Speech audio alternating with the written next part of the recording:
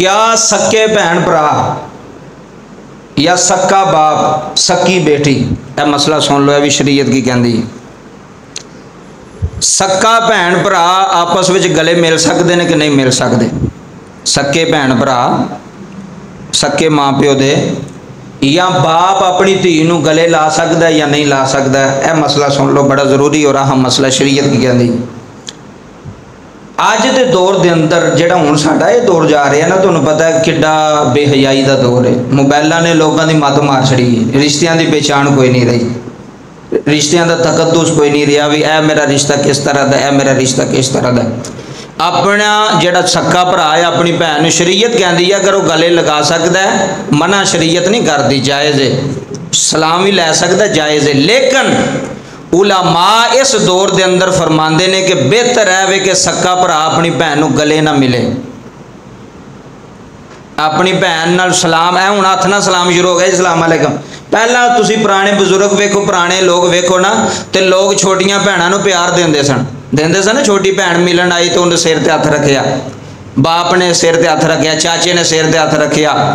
हुण इस दौर के अंदर बेहतर है भरावां भी चाहिए कि नफसियानी है जिहड़ा दौर है, शैतानी दौर जा रहा, कोई पता नहीं लगता की हो जाना तो किस वेले ज़हन इंसान, शैतान ने ज़हन इंसान का चेंज कर देना।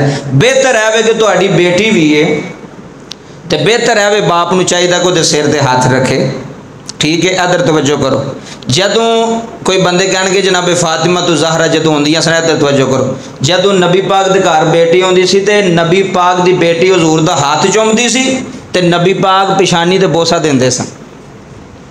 अज सक्के भरा ते एक पासे ना कज़न की ने जी, चाचा का मुंडा है, ताए का मुंडा है, एवं आए ने घर सलाम अलैकुम जी, तुहाडी धी ना सलाम लैंदे पे ने, तुहाडीआं भैणां ना लैंदे पे ने, बगैरती ही बहुत वड्डी। वो सक्के भरा नूं एहतियात किया जाता है कि सक्का भरा भी भैन नूं गले ना लावे, जफे ना मारे, उहदे सिर ते हथ रखे। जे छोटा भरा तो वड्डी भैन उहदे सिर ते हथ रखे, उहनूं प्यार देवे। इत्थे ते सकियां विच इन्नी एहतियात उलमा कह रहे हैं तो जिहड़े है कज़न ने, पहले नंबर ते कज़न का दाखला ही नहीं होना चाहिए घर के अंदर। फिर आके सलाम, वेखो शादियां व्याहां की होंदा सलाम लैंदे पे, बेहयाई बगैरती, प्यो के सामने पे सलाम लैंदे, माँ के सामने है तो माँ प्यो खुश होंदे, नहीं ठीक कोई गल नहीं।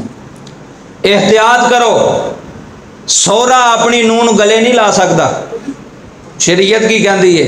अजकल सोहरे जनाब उन्होंने जफे मारते होंगे, तुम टीवियां ने काम खराब किया ना, बहुत तबाही की। सोहरा अपनी नूह नूं गले नहीं ला सकता। सक्के भरा नूं कहा जाता है कि है तो जायज़ लेकिन एहतियात करे।